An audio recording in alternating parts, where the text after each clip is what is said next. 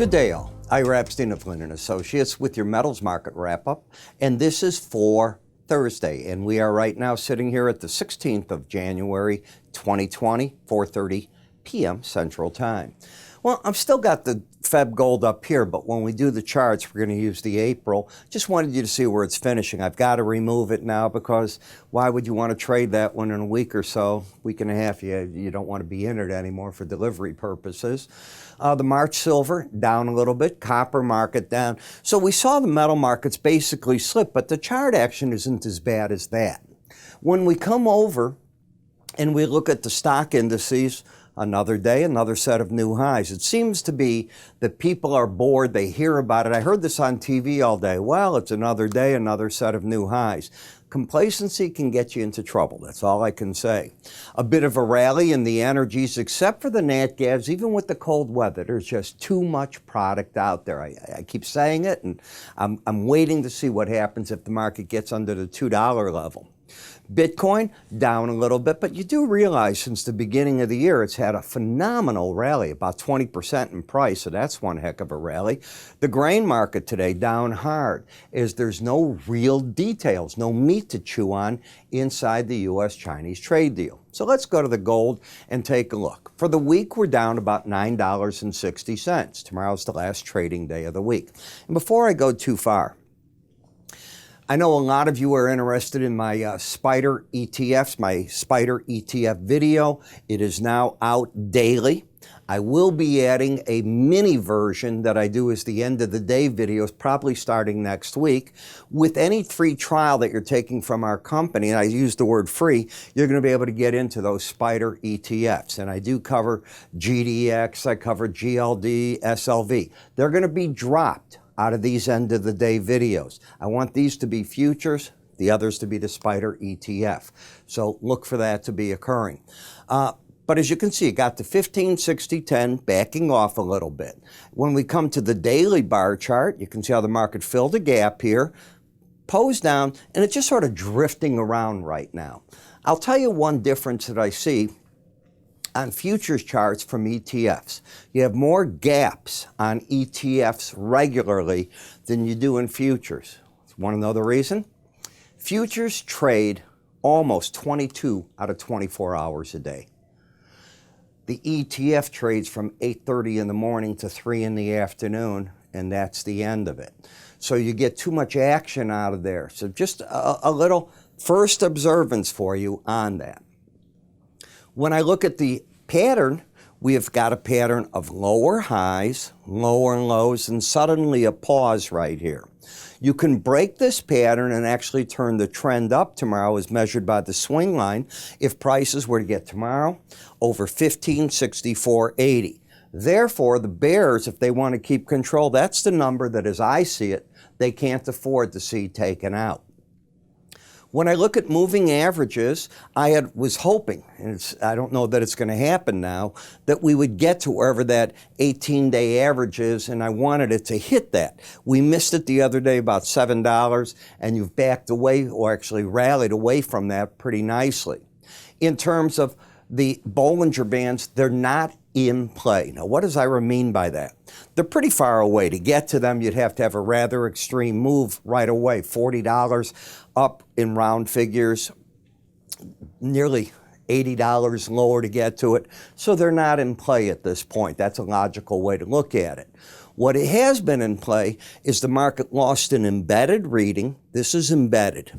It's when the slow stochastic has both numbers going sideways and it starts breaking down. And when that breaks down, it often means price and the 18-day average make a run at each other. More times than not, they try to hit. You missed it so far. Doesn't mean it can't happen. You've missed it so far. So we have momentum down, the bias up, the swing line down. The market could break this, keep the bias up, get into an uptrend by taking off 1564.80 and then just not breaking back under this low. It's a warning sign. GLD, and remember, this is going to disappear next week. This will not be here. It's going to be in my ETF, my Spider ETF video. Lower highs, lower lows, momentum down, so you've been breaking in this, trying to get back to that 18-day average, but it's the same thing. The market, unlike futures, it's still overbought. Any reading in slow stochastics over 70, I think, is overbought. I would love to see the market make a run for that 18-day average and finish this up. It could negate the downtrend by getting over 146.73, but if it did that and stayed with the readings and either of these numbers over 70, it remains overbought. I like the futures look better than I do this. The gold, silver, you still are favoring what? When you're over the 18-day average, you're favoring the gold market. As the numbers go higher, you need more ounces of silver to buy an ounce of gold. That's called the ratio.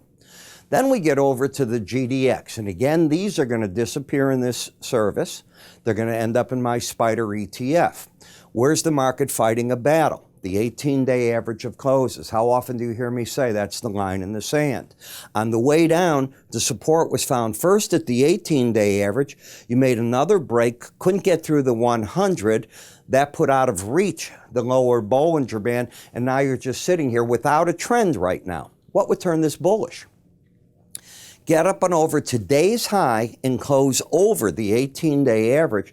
That would then give you higher lows. You've already got the higher high setting up the uptrend, and the same holds true in the GDX juniors. So both areas that, and they're all fighting at this 18-day average without a trend right now. In the silver market, where did the market go down to and find its footing? For the moment at least, the 100-day average in green, the 18-day average, that combination is often a support number. Now the question is, can the market turn up from here?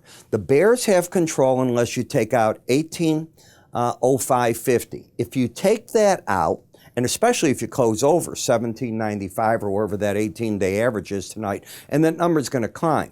It's been climbing about 5 cents a day. I don't see any reason for it not to be up a couple of cents minimum tomorrow. But if it can take out 1805.50, close over that, the bulls will grab control of the market again.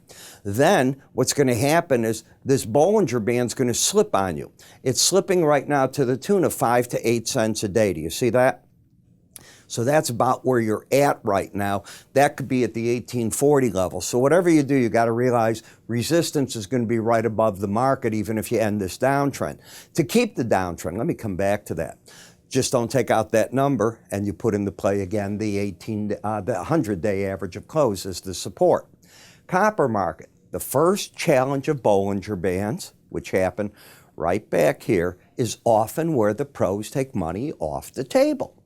Now, that doesn't mean I'm bearish. That's not what I'm saying in any manner. That's all I'm saying is that's where money comes off the table. I'm also concerned that the market has been running all the way up since the beginning of the year based on the U.S. is going to get a U.S.-Chinese trade deal. And, of course, today we were hoping that, at least this week, we were hoping to get a USMCA package through the Senate. That happened today. So the market's already had the bull news. Market stalls and starts back down today. Not atypical. Overbought into resistance doesn't mean you've broken the trend. The trend has still got higher lows, higher highs. It neutralizes itself if you take out 283.65, but at this moment it's still bullish, but overbought. Look at these readings into resistance. Platinum. What are the odds of staying over Bollinger Bands? 5% of the time. The one thing I tell you is you will not find me telling you to buy over a Bollinger Band. I think the market will give you an opportunity, and if it doesn't, the heck with it. Market over it, and today right back down $24. That's a big move back under. The trend is still up, but overbought. You were overbought yesterday.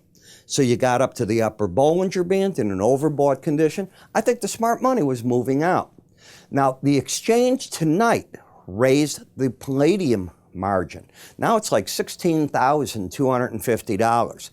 Often, when an exchange raises margins, they're saying they want traders out of positions. When they lower margins, this is what I've learned over 50 years. You don't have to agree with this. But when they lower them, it's okay, we've gotten down enough where volatility's not there. Come on back, folks. And that's my rule of thumb on it.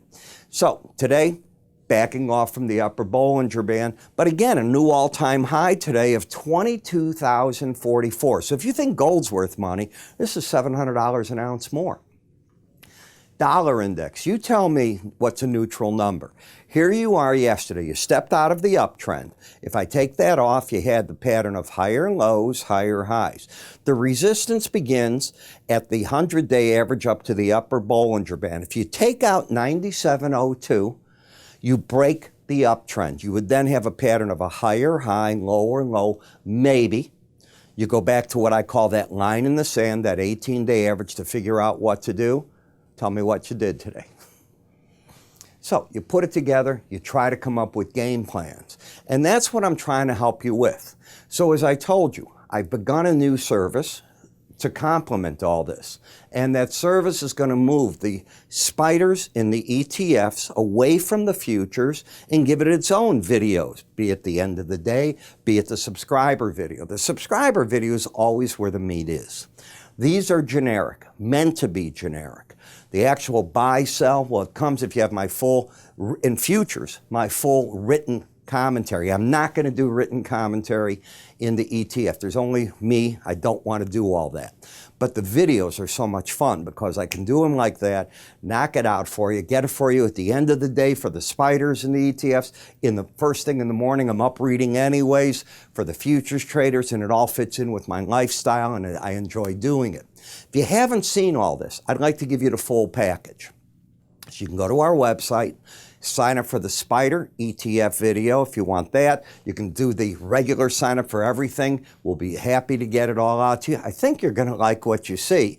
And as I said, I'm putting one set of videos out by 4 in the afternoon, the other subscriber videos, and they're free for you to see if you haven't seen, especially the Spider. Nobody's seen it other than my paid subscribers, so you're welcome to come back and try that one out. I'm Ira Epstein. You have a good day, and I'll see you all tomorrow.